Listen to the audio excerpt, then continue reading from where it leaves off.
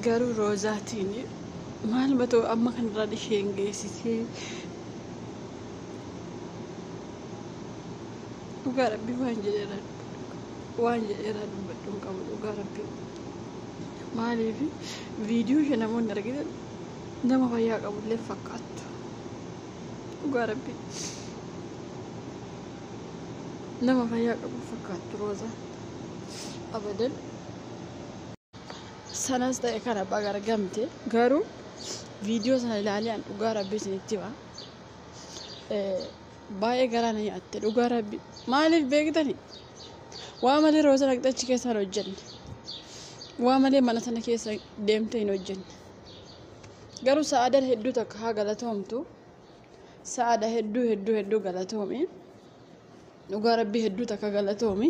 galata guddaa qabda ta'e uummata Oromoo biratti lubbuu nama takka baraarsee jirta maaliif Oromoon galata namaa gashuu badaa ganatti miti yooma duune yoo waan tokko ta'e walirraa iyyina malee garuu hedduu galatoomi isin jechuu barbaada namni fuula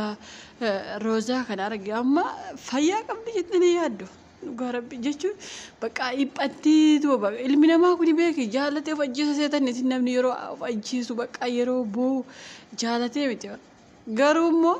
namni haala amantaa isaa kana ilaalee gaafa du'ellee eessa akka galu jannata akka arganne beekeetu deemee haqee mana hoteelaa galee hojjeta dhugaa rabbii agartanii beekatti isheen mana nyaata na waamu jettee na waamu hin deema ittiin maaliif ani roozaa maal shakke beektani ka yeroo tokko mana kiyyatti xonqolaa godhan jette ergisii roozaan nagaan arganne bakka dhugaa rabbii addunyaa kanarratti hiriyyaanis siin ta'u firris siin ta'u halagaanis bakka waan mati amaattee bultu yookaan jireenyuma tokko yoo ati godhatte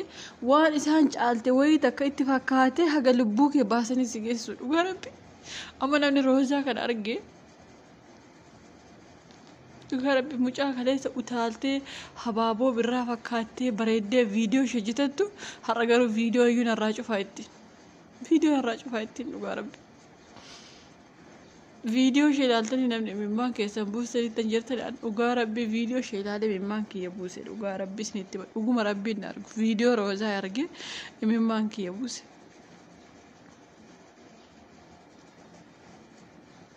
bakka jireenyi naataa jettee yoo jireenyi dhaabbattes jireenyi kee sun deebi'ee abidda sitti ta'a yoo kophaa kee jiraattes siin ta'u amma roozaan rakkoo biraa qabaatte isiniif fakkaate rakkoo biraa hin qabdu rakkoo ishee rabbumaan haa beeku iyyuu malee nuti beeku wallaallu iyyuu roozaa rakkoo ishee rakkoo waanuma fagoo miti erguma jireenya dhaabbatteetu roozaan achi barbaarii taatee waan hundi ishee jala akkas ta'e dhugaa rabbii bakka garaatti yoo jireenya addunyaa kana kanuma tokkoof mijataa tokkoof immoo mijatu tokko jireenya gaarii jiraata tokko immoo jireenya badaa jiraata isaan keessaa roozaan ishee tokko imimmaan ishee yeroo isheen facaas yaa Oromoo rabbiin naa yaa Oromoo du'aa naa godha akka amantaa keessanitti waan akkasii irraa hin barbaadu du'aa bicha naa godhaan cinqii keessa jira lubbuun kiyya kun na cinqamaa jette isiniin jechaa turte uma ishee irratti ilaala akka ishee taate as baate dhugaa rabbii akkana taate as baate keemeraawwan irraa cufaa itti bakka ija namaatti ba'uun barbaadu itti maaliif garaa ishee kutattee deemtetti bakka ija namaa dura keemeraa viidiyoo waraabuu keema roozaan ikkoo nama sirriitti yuutuubii hojjetu dhugaa rabbii birrii abdeef isinitti fakkaate addunyaa abdeef isinitti fakkaate kaa'ite achi galte viidiyoo ishee jireenya gammachuu qabaatte yuutuubii ishee jiraachisa dhugaa rabbii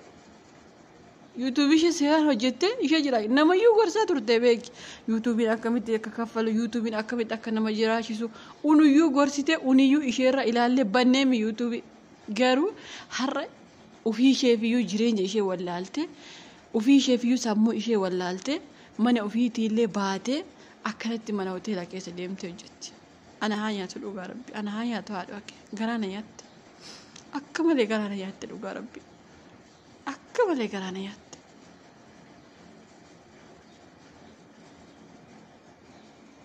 bakka jireenya addunyaa kanarra ilmuma namaaf akkatti jiraattu hin qabdu ilmuma namaaf bakka jireenyi si'alaa badeef otoo hin taane jireenya abdeef otoo hin taane rakkatteef otoo hin taane ilmuma namaaf akkatti jiraattu hin qabdu addunyaa kanarraa dhugaa rabbii roozaa amma seenaa ishee ka isheen duraan isinitti himatti seenaa uma isheeti garuu immoo maal goote umarratti akkana goote lubbuu ishee balleessuurra biyyaas immoo ba'uurra manuma hoteela tokko keessa afaan itti okfattee akkatti isheen afaan itti atti agartanii akkanatti afaan kiyyatti hidhee akka namni hin agarretti jireenya kiyya akkatti ooffadhaa bakka garaa ishee kutattee baatetti mana gaana baate. Jireenya akkasii jiraadhaa garaa kutattee manaa baate. Maaliif hin jiru ka garatti ati baqattu. Ilmi namaa bineensa ta'ee jira. Hiriyyaan kee bineensa itti taate jirti. Hiriyyaa ka ati jettu bineensa itti taati bara kana. Nammoota abbaa manaa kooti jettu iyyuu deebisee waan inni sitti ta'u. Kanaafuu maal filattire jireenya qofummaa. Jibbitee bara sa'aadaa faallee agartee ofirra darbiti. Bakka namaaf garaa kutattee deemtetti bakka. Dhugaa rabbi ofumaafuu namaaf mee sammuu humti ishee fayyaa uma taate. Dhugaa rabbi sammuu humti ishee fayyaa haa ta'u malee baga argamte dhugaa rabbi waan feeteyyuu haa taatu baga nu argamte sa'aada baay'ee takka galatoomi hedduu galatoomi faana buutee baatee hiriyaa jechuun akkasii dhugaa rabbi hiriyaa keessaa yoo ati ishee addaati lubbuu kee itti gurgurtee waan hin taane taatee bakka bu'ii bayii hedduu keessa dabartee intala kana argite hedduu galatoomi isin jechuu barbaadanii karaa dhuunfaa kiyyaa dhugaa rabbi maaliifi akka malee bakka waan isheen hin taane hin jiru. Waanummaa isheen hin taane hin jiru sa'aadaan kun waliin dhugaa dubbachuufi har'a garuu akkanatti fiddee ija keenya duratti mul'isuu keetti hedduu galatoomi. Dhugaa rabbi ani baay'ee takka lubbuun kiyya na cinqamtee bakka dhugaa rabbi aareetuma boo'ee maaliifi bakka namni ati kaleessa si gorsu deebi'ee har'a ofiisaa yoo jireenyi isaa akkas gaafa jalaa ta'u mana akkasitti galtii gaafa ofishee hojjettu bakka dhugaa rabbi na hiphise bakka anaan akka mataa kiyyaatti durumaaniyyuu baduun rooza na hiphisee jira. Maaliif miidhama hundaati yoo miidhama qabaatte beekta miidhama nama rakkoolee yoo ofii kee rakkoo agartee keessa dabartee ta'e beekta rakkoo nama yoo ofii kee qananiitti guddattee jireenya gaarii jiraattee guddatte waan itti akkan maal akka namni ta'u beekuu hin dandeessu garuu yoo rakkoon si mudatee jiraate rakkoo keessa yoo dabarte rakkoo namaa gaafa aggeeffattu hin dandeessu. Mucayyoo eessumee tokkotu jira gabaa deemtee baddee achi buutee ishee ibame har'a waggaa yoo ta'e har'a ishee naannoo waggaa 30 olii hagarraatti hin argamne ani argisiitti namni bade yoo jedhan hirrifadha dhugaa rabbi namni bade yoo jedhani akka malee rifadha bakka garaan kiyya kun akka malee na rifatti dhugaa isinitti hima maaliif kanaafuu dhugaa rabbi isinitti hima baay'ee ulfaata baguma rabbiin iyyuu ishee mul'ise haganumayyuu